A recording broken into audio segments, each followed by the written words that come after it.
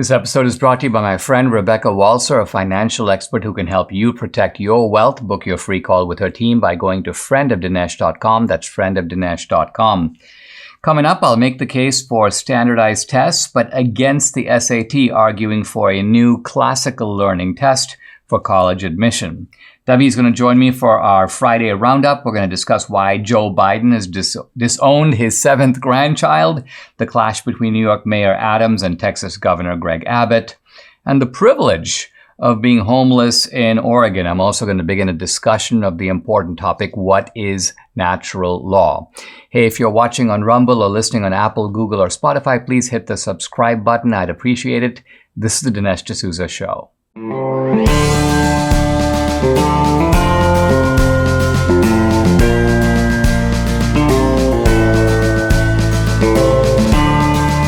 America needs this voice. The times are crazy. In a time of confusion, division, and lies, we need a brave voice of reason, understanding, and truth. This is the Dinesh D'Souza Podcast. Our educational institutions are in bad shape, not just the university system, but also the public school system. National test scores have shown declines across the board in reading, in mathematics, in history, in civics proficiency. And the Biden administration, by the way, knows this. And here is the Education Secretary Cardona. Now is not the time for politicians to extract double-digit cuts to education funding. So for them, it's just give us some more money. Well, they've been getting more money. The education system has been getting more money almost consistently over 30 years and more. And you could almost chart an inverse relationship between the amount of money poured in and a calamitous decline in results, in outcomes, educational outcomes. Now, there are, at the university level, many people who are trying to get rid of the standardized testing system, and in particular the scholastic assessment test, the SAT, that is used for getting into college. And I want to make the case. I've been a defender of the SAT because I think the benefit of a standardized test is simply this. People apply to colleges from all different places in the country. They apply from schools that have very different levels of academic competence. And so merely to say I've got good grades means nothing, because you've got good grades compared to what? It could be that you're in a horrible school where the standards are really low and you're a valedictorian of your class, but that makes you a very mediocre student in any other school, which has better, more demanding standards. So I've always thought, or I've long thought, that administering a single test across the board gives the college officials not the only tool, but one important tool to decide, how do I compare? I'm choosing between student A and student B. Well, they've both taken the same test. I confess that in this, I'm speaking in part because of my own case. When I applied to college for the first time in America, it's very difficult to communicate how the Indian grading system works and the way how I had performed in school in India. I had performed well, but Indian scores are generally very low. You can be first in your class and you're getting 81% out of 100. Teachers tend to give people low scores. And so when I turned in my high school transcript, I thought they're going to look at this and go, this kid is super dumb. There's no way we should admit him to Dartmouth or anywhere else. And so I thought, wow, at least let me take the SAT where I can show that I've got a good vocabulary, I've got good math skills. But the SAT is not the SAT anymore. This is the point that a lot of people don't realize. They think that the SAT that students take today is the same SAT that they took 30 or 40 or 50 years ago, or the SAT that I took in the very late 1970s. But no, the SAT has gotten dumber. It has, in a sense, brought its standards down. And the people who administer the SAT have admitted it. In fact, one of the heads of the SAT even talked about, this is, by the way, College Board Vice President Priscilla Rodriguez. She's talking about a new SAT that will be, quote, easier to take, easier to give. So it doesn't take as much work to compile the test, and a test that's going to be pretty easy to get a high score on. Now, again, when you do this, you make it more difficult, again, for the test to be a valid measurement. Because think about it this way. If you take a basketball net and you lower it 3 feet, and then you go, now we're going to measure how effectively people throw the ball in the net, well, more people are going to get more dunks and more points. But at the same time, you can't discriminate the decent from the really good, from the superbly good players anymore. Why? Because you've ultimately dumbed down the whole thing. So the SAT has been dumbing itself down and then dumbing itself even further. When some people years ago raised an objection and said, it's really troubling that the SAT is trying to measure aptitude. It used to be called the Scholastic Aptitude Test. But they got rid of that. And it's now then became the Scholastic Assessment Test. Now they don't even really say what it is. So I think that there is a good case for dumping the SAT, but the case for dumping the SAT is not because I'm against standardized tests, but because I think we need a better test, a new test. A fellow I know who I've had on the podcast, Jeremy Tate, has created the classic learning test. And this is a test that basically measures your knowledge of sort of great books and great ideas. It's not a test that's measuring some natural innate ability. You don't just come out of the womb, reciting Shakespeare or talking about Socrates. You have to learn. You have to study for the test. But the test is measuring not only things that you should know as a citizen, but things that are useful for you in college. So in other words, it's measuring the actual skills, the verbal skills, the vocabulary skills, the rhetorical skills, the logical and argumentative skills, the mathematical skills that are essential to doing well in college. This so-called classic learning test is currently used pretty widely among private school and homeschool programs, but it needs to be adopted more widely. So what I'd like to see is a shift away from the SAT, which is becoming increasingly useless as a test, and new tests, of which maybe the CLT or the classic learning test can be just one, a better test aimed at more accurately reflecting what it is that students know and how well they are in fact prepared. Just when you thought it couldn't get any better, Mike Lindell and MyPillow have launched My Mattress Topper 2.0. This is a game changer for the way you sleep. The new 3-inch MyPillow mattress topper is made up of 3 unique layers. Layer 1, MyPillow patented foam, which provides superior support and durability. Layer 2, transitional foam, which provides optimal comfort, evenly distributes body weight, and helps relieve pressure points. And layer 3, the cover, made from a special material to keep your body temperature regulated through the night. This MyPillow mattress topper is washable and dryable, made in the USA, comes with a 10-year warranty and a 60-day money-back guarantee. This incredible 3-inch mattress topper is as low as $219.59 with promo code Dinesh. So call 800-876-0227. Again, that number, 800-876-0227, or go to mypillow.com. Make sure to use the promo code DINESH, Dinesh.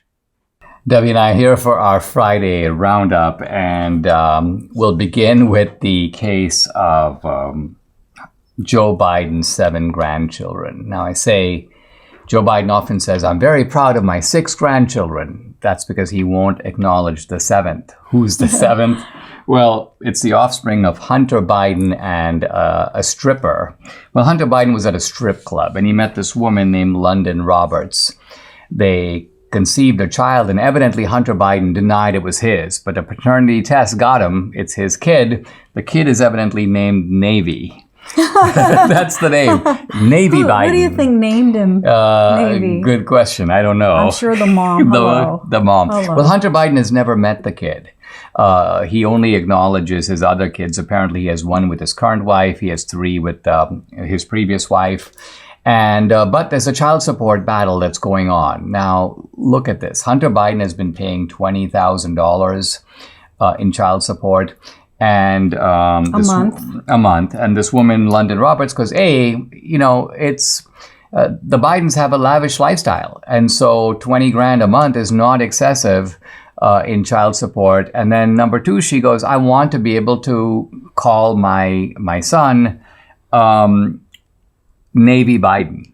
so that she can take advantage of the Biden name. She goes, obviously the Biden name is a benefit to the other Bidens.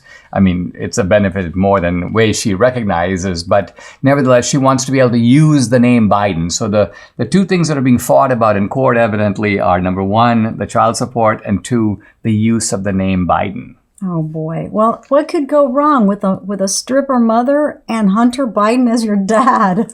I'm just saying. I would say this kid has not come out ahead in the lottery of life, because we can't choose our parents. We just get the parents we have. And sometimes some people just get the bad luck of the draw. So I was telling you yesterday that I thought it was interesting because you know that they're going to want to disclose all of Hunter Biden's finances, right?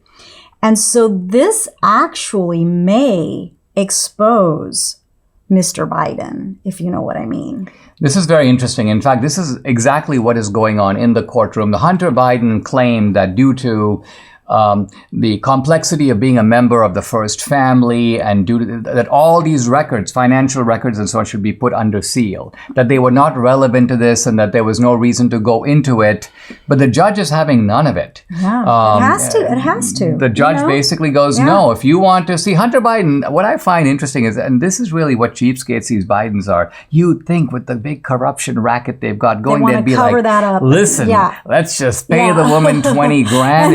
Exactly, and shut her up and let her use the name Biden or any other name she wants to use, no problem. But no, they in trying to squeeze her, they've forced her to press the matter, and now the judge is saying, okay, first of all, you need to show up, Hunter Biden, and two, we need to get full disclosure of your finances. And I think that's what you're getting at, is that this opens the Pandora's box. I can't wait. I mean, but again, all this other stuff that's coming out about Biden having been corrupt while he was vice president, all those things. I mean, what's happening? So what's going to happen here if they find out that indeed Mr. Big Guy was raking in the dough, and he was using his political office to do so? What's going to happen? I don't think anything. And this is what's so frustrating. Even, I get a little excited about this baby mama thing, but at the end of the day, is it really going to produce anything meaningful?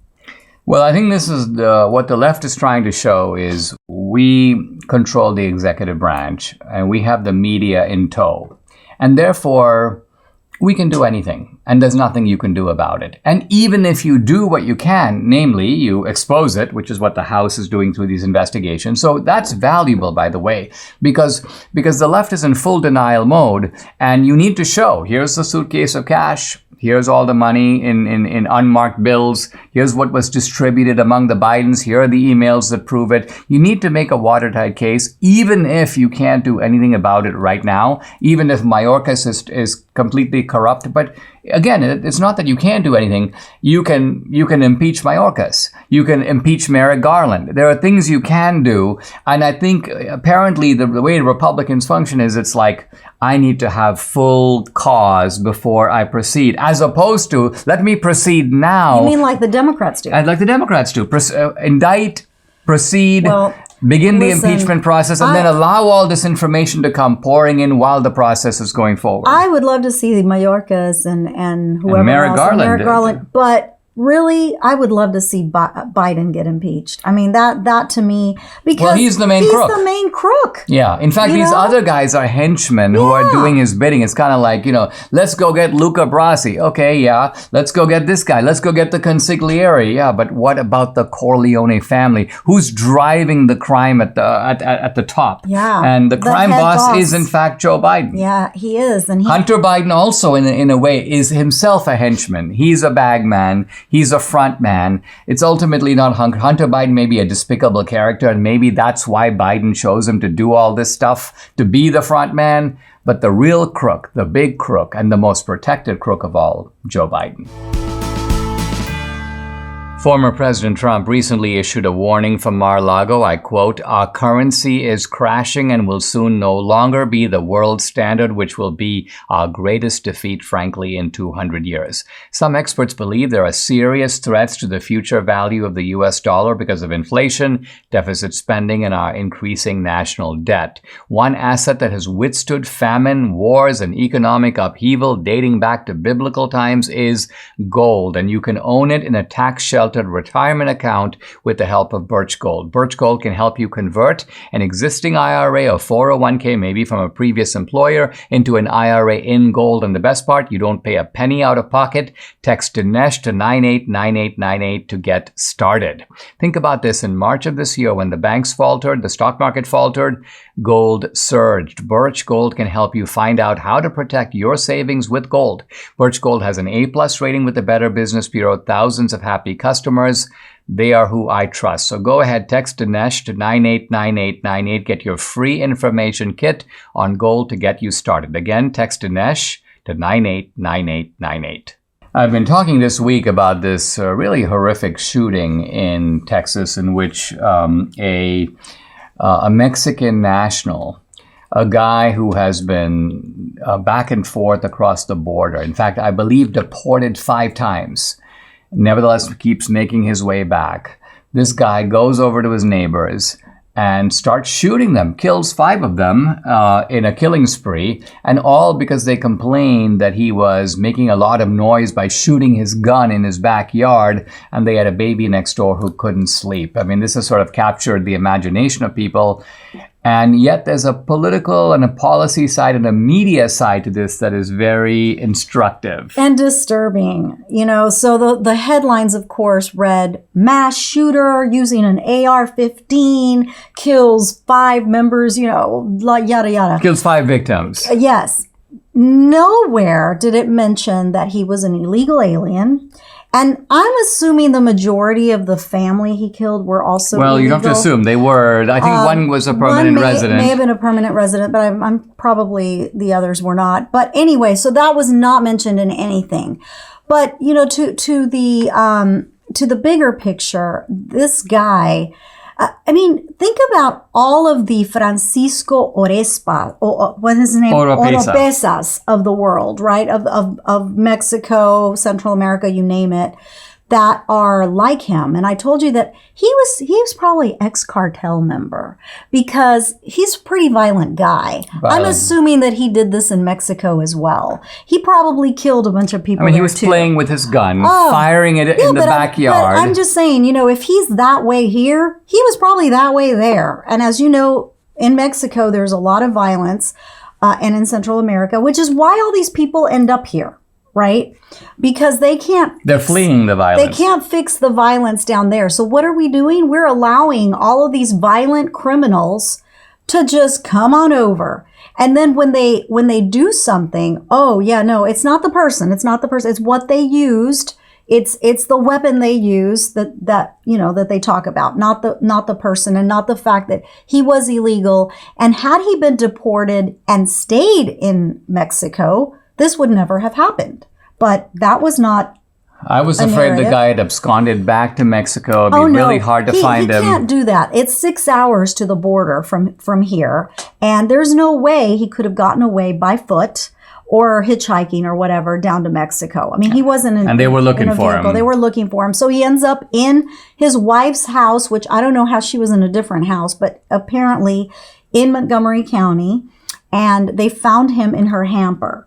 So they arrested a few people, not just her.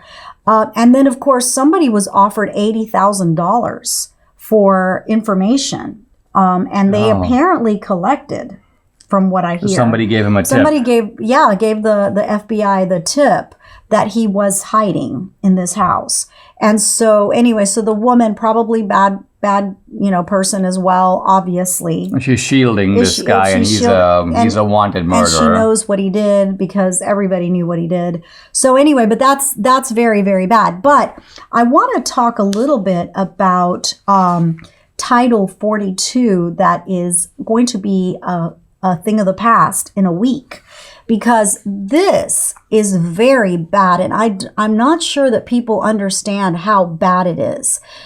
It's going to flood our country with millions, and I mean millions, of illegals. And some of these illegals will be violent. So if we think crime is bad now, it's going to get much, much worse. So Title 42 is a blocking mechanism that prevents immigrants, not immigrants, illegals from coming into the country on the basis of COVID.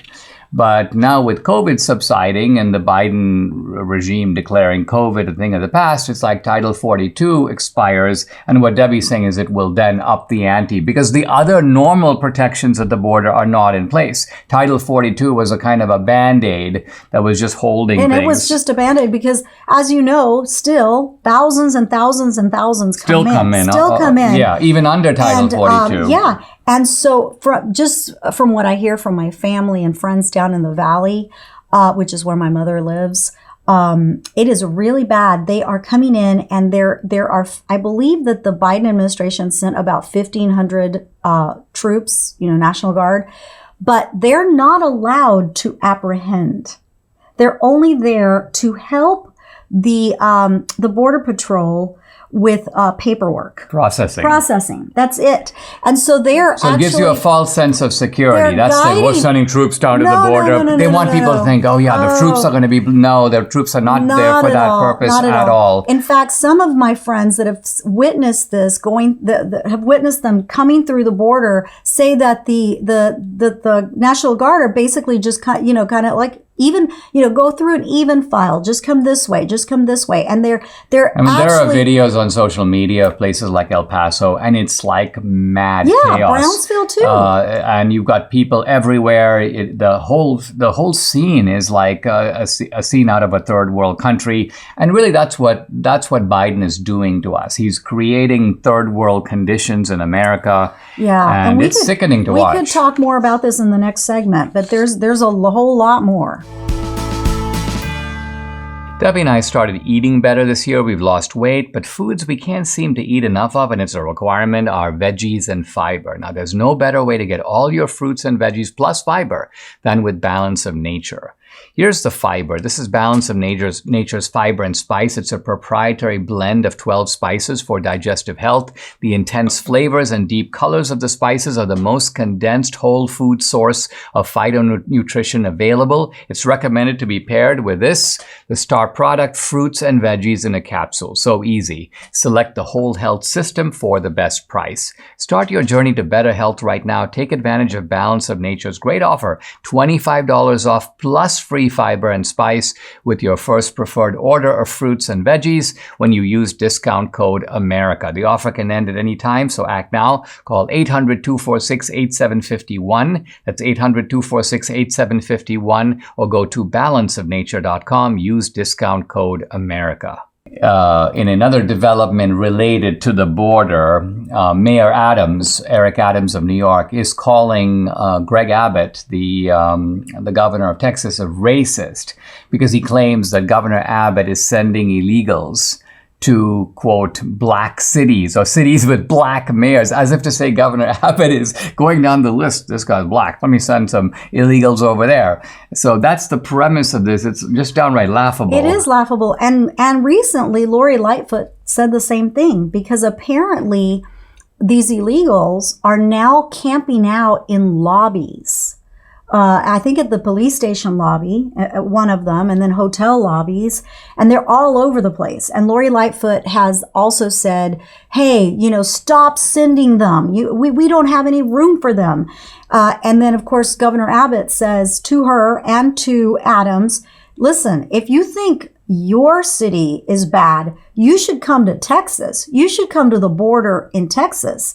It is really bad. It's 10 times worse because they're only sending a few of them to these cities. I mean, the left is calling it a stunt, and I suppose it is, but it's a very valuable stunt because it kind of shows, listen, you're imposing all this hardship on us, in fact, 10 times, And so we're just going to give you a little taste, a little glimpse of what your policies are producing. It's not as if Lori Lightfoot, Mayor Adams, or Gavin Newsom in New York are repudiating the illegals. They want the illegals to come, just not to their part of town. Yeah. It's like you keep them. Exactly. And then, of course, Adams has said, I never used the term racial. Like he said, he didn't. He backed off a little bit. He backed off. He goes, but let's look at the facts, Adams said when asked by the Post about his racially loaded statement Monday to blast Abbott. But he did not mention, of course, Mayor Oscar Lesser, a Democrat native to Mexico who bused more than twice as many illegals to the Big Apple than Abbott. And no, that was never mentioned, right? Yeah. So, this is really bad. And I do think that it's only going to get worse, guys. I mean, if you think this is bad now, next week, I don't really know. If we don't declare this a national disaster, I don't know what is. Because this is a disaster. I mean, you were saying we could see millions of illegals in this country. Millions. And, where are they going to go? It's going to be very, very bad. But you know what? You know who I blame? Of course, I do blame Biden, but I blame the voter that has absolutely no clue what he's voting for. He votes for Democrats because they're cool or because their favorite Hollywood star thinks that they're cool, whatever. I blame those voters because they are the ones that send these people over the top and make them win. And so, let's apply that same logic to another story we just saw, and it has to do with the homeless. Oh, yes. Because we're talking about voters in Oregon. And of course, there are conservatives in Oregon. I've spoken many times in Oregon. There are lots of very active, engaged conservatives.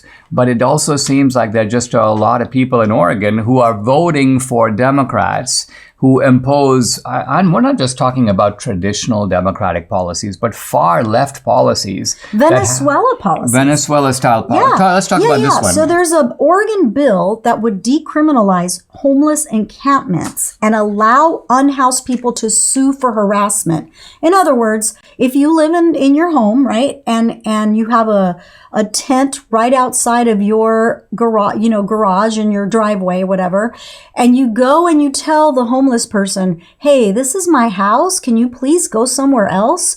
They can sue you for $1,000. Because you're harassing them. So think of what this is. This is not simple decriminalization because it's called the Oregon Right to Rest Act. We all have a right to rest, guys. You have a right to rest. I have a right to rest. Well, the point I'm trying to make is that although it's presented as decriminalizing the homeless, it is decriminalizing the homeless and criminalizing you. Because criminalizing the law-abiding citizen, because what it's really saying to you is that if you now try to exercise your property rights, your rights to cleanliness in your neighborhood, you don't want the homeless guy setting up there, you're the harasser and they're the victim. They have the right to make a claim against you. It's a little astounding, really. It is. And you know what's really even crazier than that is the very reason why these people are experiencing homelessness is because of the Democrat policies. So it's like, Democratic policies have magnetically attracted the homeless to these cities with all these promises of benefits. Also, Democrats support not institutionalizing people who are mentally ill on the grounds that you're violating their civil rights. You have to let them roam free. So you create the conditions for the homeless, you attract the homeless to your city, and then you empower the homeless against the ordinary citizen. So if there's anyone in Oregon voting for this, they deserve it. You deserve it. It's hard to really take your side or even feel bad about it or sympathize with you because you are the author of your own woes. Exactly. Debbie and I started taking Relief Factor a couple of years ago. The difference we've seen in our joints, nothing short of amazing. Aches and pains are totally gone thanks to this 100% drug-free solution called Relief Factor. How does it work? It supports your body's fight against inflammation. That's the source of aches and pains. The vast majority of people who try Relief Factor become regular customers. They order more because it works for them. Debbie's a true believer. She can now do the exercises that for several years she wasn't able to do. Relief Factor has been a big game game changer for her, her aunt, other members of our family, Mike here in the studio, and for many other people. You too can benefit. Try it for yourself. Order the 3-week quick start for the discounted price of just $19.95. Go to relieffactor.com or call 800-4-RELIEF to find out more about this offer. The number again, 800-4-RELIEF, or go to relieffactor.com. Feel the difference. What does it mean to have your conscience anesthetized? I mean, absolutely wiped out. I saw a video on social media just, I think, yesterday or the day before. And you see this woman, and she is a drunk driver. In fact, she has just killed 2 people. Her name is Stephanie Melgoza. And you can see her in the video talking to the cop, and she goes, well, when am I going to get my car back? And the cop goes, well, your car's totaled. And she goes, yeah, well, when can I get it back? I got to go to school. Yeah. And the cop goes, well, you just killed 2 people, so you can't go to school. You're going to be held in jail, and you're going to be charged. And she goes, and so you're not going to get your car back. And so she keeps pressing. She has no sympathy for the people she's killed. She doesn't even really care. No, and she's grinning, laughing. And she's coming back to, but where's my car? I need to get to school. I need, what if I can't get it tomorrow? Can I get it the next day? And the sheer, that you could tell, even the cop, who's probably a fairly hardened guy, was taken aback by the kind of brazen insensitivity. And it highlights this whole issue of somehow, I mean, look, she was drunk when she did it. She didn't look drunk at the time. I don't think she was intoxicated when she was talking to the cop. She's speaking very clearly. So bad people getting drunk, well, that's a recipe for disaster. But, speaking of drunk drivers, I mean, I don't know what it is. This last couple of weeks, I have read some horrific and some just gut-wrenching, heart-rending stories of people being killed by drunk drivers. The first one was this young boy who had gone to a Taylor Swift concert here in Houston, was killed by a drunk driver. He had apparently his car, he'd gone with his sister. She had bought tickets. She was all excited because they were super fans. And Taylor Swift has super fans. And they were. And they went to the concert, had a great time, took lots of photos.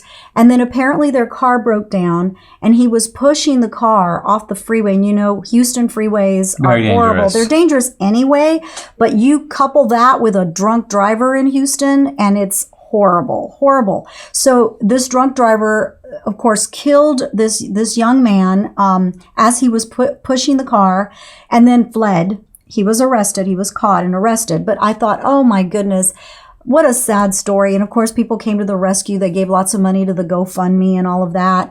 And then I read another case where this couple had just gotten married on the beach. It was a beautiful little ceremony. Bride and groom. And this woman who was apparently, so they were in a vehicle called an LSV. It was not a golf cart. At first, it was reported that the bride and the groom and 2 other people, 2 members of their family, were in this golf cart, apparently taking them back to their house or their beach house that they had rented. And so this drunk driving lunatic, was driving a car going 65 miles an hour. And I think that the speed limit was 35. And she smashed into this LSV, sending it 100 feet. And then, of course, it rolled several times, killing the bride instantly and injuring the groom pretty badly. I mean, he's in critical condition. I think he may be stable, but he had he did have a brain injury and lots of broken bones and everything. But he lost the love of his life, and he had just married her a few hours before. Right. You have the wedding and all the joy that goes into that. Yeah. So I just really think that this whole drunk driving. Well, what's this business in the article? There's something about. Bud Light. So this woman that killed this girl that killed the bride and groom, or that killed the bride and injured the groom, was apparently dressed as a Bud Light bottle for Halloween several years ago. And when you go to her Instagram, she's always holding up a beer. She's always holding up some liquor or whatever. And she was behind the wheel of this Toyota rental car when she plowed into the back of this car, of this what do you call it? LSV vehicle. And of course, she resisted arrest. They apparently tried to do a sobriety test right then and there, and she wouldn't have it. She was reeking of alcohol. The police said that she smelled really strongly of alcohol, and that she was, not cooperating. So they had to do a blood test to see, if she was, and she was, I think, 3 times the legal limit. So it's just. This is just a case of absolute moral irresponsibility because, look, you can be an aficionado of Bud Light or of alcohol, but it's a whole different thing to get in a car and then think of the impact you're having. You're destroying the lives of, you'd have to say, of 2 people and more, because even though one guy is still clinging to life and maybe stable now, but what's he going to wake up to? Yeah, and this woman, well, what is she gonna get, right? So she's gonna be charged with 3 felony DUIs resulting in great bodily injury or death, and 1 count of reckless homicide. So, do you think that that's enough? You know what? I think you should lock these people up for the rest of their lives. Well, they've certainly taken, in this case, another person's life, and that person isn't coming back, are they?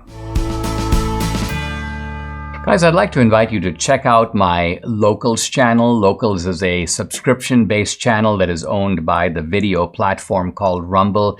I post lots of exclusive content there, including content that is censored on other social media platforms. So if you want Dinesh Unchained, Dinesh Uncensored, Locals is the place to get me. On Locals, you also can interact with me directly. I do a weekly live Q&A every Tuesday, and no topic is off limits. In fact, those engagements are really fun. I've also uploaded some very cool films to Locals, both documentaries and feature films, both my films and also films by other independent producers, including 2000 Mules, big new film coming up this year, which is free, by the way, to annual subscribers. So if you're an annual subscriber, you can watch and stream all my content for free. Check out my channel at dinesh.locals.com. I'd love to have you along for this great ride. Again, it's dinesh.locals.com. Sometimes when we cover, the depressing topics of what's happening at the border or or murders, or in this case, drunk driving, it's good to see the better side of life, the happier side of life. And there's a character in Texas. I didn't know about him. Well, yeah, I didn't know about him till I moved to Texas. But he's kind of a feature in the greater Houston area. He runs a big furniture business, and his name is Jim McIngvale. And of course, we all call him Mattress Mac. When I moved to Houston in 1989, was when I first got a glance at this man who you could see this funny ads. Oh my goodness! So they were really funny. I'd turn on the TV, and here comes this guy with a dollar bill in his hand, and he's like, "Gallery furniture really will save you money." And I was like, oh my gosh, if I see another commercial like that, I'm gonna turn off the TV. I thought this guy's nuts, but. He really did become an institution in Houston. I mean, he really did. And of course, I knew about him because he was just this famous salesman, that sold furniture. But what I didn't know about him was really the complex story behind his life and just how generous of a man he is. Well, talk about the rodeo you went to. So I'd gone to a rodeo, and there was this kid that was, obviously had a bull that was just a really small thing. I didn't think kind of a sorry bull. Sorry bull. He wasn't going to get any money. And this. The point is that they put these bulls up, and they encourage people to buy the bull, and then that gives you money as a scholarship to go to college. For college scholarships. It's called the Houston Livestock Show and Rodeo, and so the whole point of it is for these kids, they go to FFA, they raise these animals. They can raise either bulls, they can raise cows, cattle, all kinds. Juliana did a goat. She raised a goat and cattle. But anyway, so apparently he was so struck by this kid and how hard he was working that he bid $100,000 for this, for his cattle, and sent him off to college. I mean, it paid for his full tuition in college. For 4 years. And that wasn't an isolated case. I mean, he did this again and again and again. And not to mention, every time Houston would have flooding, and let me tell you, Houston has right after hurricane. I remember after Harvey. Yeah, but we've had a bunch of other hurricanes and floods before Harvey. He always came to the rescue, even through those. He donates furniture. Yeah. He opens up his facilities for people to take shelter. Yeah. He's a remarkably big-hearted guy. He is a big-hearted guy. And I was also very struck by the fact that he's a Republican. He's very conservative.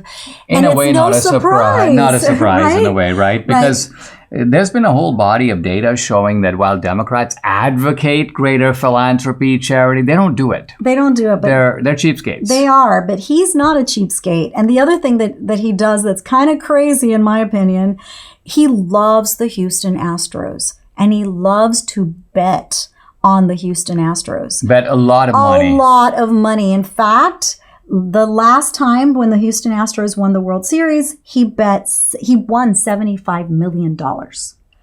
And so, wow. I mean, well, you can just get an idea of the size of the bets this guy must make to win that magnitude of money. Yeah. But he is funny. And one of the things I was reading in the Houston Chronicle page, and by the way, Houston Chronicle is very left wing, so I was very surprised that they did a whole, I mean, it just a positive, a pretty positive. There were some negative, of course, like his failures and all that, but they did mention a lot of really funny things. And one of them was that he was, when he was young, before he came to Houston to open up his furniture store, he was very depressed because he was broke and all of those things. He was living with his sister, but he decided that he was going to come to Houston.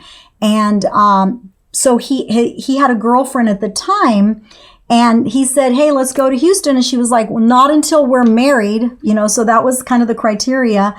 And he hesitated because, of course, he didn't really want to get married. But then he recounts, he thought, well, where could he find a better, cheaper employee? So I thought that was hysterical. So that was a start probably of a very long and fruitful marriage. Yeah, so they're still married and everything. But he really is a phenomenal person. And I know a lot of people, if you don't live in Houston, you have no idea who he is. But Houston has, in the Houston area, about 6 million people. So a lot of people know who this guy is. I mean, very often in every town, and there is a small number of people, the Jim McIngvales of the world, they're the ones who are holding things up because they're the ones who are putting themselves on the line and just revealing the kind of character that that's part of what attracted me to America. There's a certain American personality here. And unfortunately, the left is creating an America, I'm afraid, in which there will be far fewer Jim McIngvales. I'm now beginning a new chapter in my book, What's So Great About Christianity? And we're in chapter 20 out of 26. So we're moving toward the last part of the book and completing our mini course on Christian apologetics. I was talking to Debbie, what should I do next? And Debbie's like, maybe you should do the topic of Reagan, and a book I wrote on Reagan called Ronald Reagan, How an Ordinary Man Became an Extraordinary Leader. So I'm giving some thought to that. I like the idea, and I think because not only is Reagan historically important, but he's relevant in many ways to things that are going on today and questions of leadership in the Republican Party and in the country. The chapter we're going to begin with is called Natural Law and Divine Law, the Objective Foundations of Morality. And I begin the chapter with a verse from Paul, letter to the Romans, 2:14. When Gentiles who do not have the law do by nature things required by the law, they show that the requirements of the law are written on their hearts. Very interesting statement by Paul. He says, in effect, that the Jews are given the law. Here are the laws, the 10 Commandments, or the more extensive code of laws that Jews or Orthodox Jews follow. And Paul is saying, but there's a whole bunch of people in the world who don't have those laws. They haven't heard about the Ten Commandments. Nobody gave them a list. But, says Paul, they do by nature things required by the law. So Paul is implying that even though they don't have the law, an external law, they do have an internal law, a sort of law that is inscribed on their hearts. And if they follow that, which happens to correspond with the external law, then they are showing that they have this law without, in a sense, being given it by anybody. Or to put it somewhat differently, it seems to be given to them as human beings and perhaps given to them directly by God. Now, religion and morality seem, on the face of it, to be somewhat separate. And I say that because religion has to do with God, with your soul, with the afterlife, with Jesus having died for your sins. And morality, although related, appears to be related to things that you ought to do or perhaps ought not to do. And we all know people who are not religious, who nevertheless do know the difference between right and wrong. And so we can't make a simple and easy equation between religion and morality. So it's the relationship between the two that I'm going to be exploring. Now, here's an interesting statement by Richard Dawkins. The God of the Old Testament is arguably the most unpleasant character in all fiction. I mean, right there, Dawkins is blasting God, first of all, claiming that there is no God. He's a character in fiction. But nevertheless, in fiction, he is a very unpleasant character. Jealous and proud of it, a petty, unjust, unforgiving, control freak, a vindictive, bloodthirsty, ethnic cleanser, a misogynistic, homophobic, racist, infanticidal, genocidal, filicidal, pestilential, megalomaniacal, sadomasochistic, capriciously malevolent bully. Now, I could comment on this, but I just want to note that Dawkins is supposed to be a measured scientist, but somehow you notice how the scientific tone is like gone, and you suddenly have this fulmination against God. It's very clear that Dawkins doesn't just disbelieve in God. He sort of hates God. He hates what God represents. He hates the attributes or characteristics of God. But nevertheless, going beyond this intemperate rant, there is the broader issue of morality. And what I want to do is to show in this chapter that morality and religion are closely connected. Morality is both natural and universal. By natural, I mean it is embedded, it is a part of human nature. It's also universal. It's across cultures. Morality is discoverable without religion, yet its source is ultimately divine. In other words, that little voice inside of you, that little inscription in your heart, the impartial spectator, as Adam Smith calls him, this impartial spectator was put there.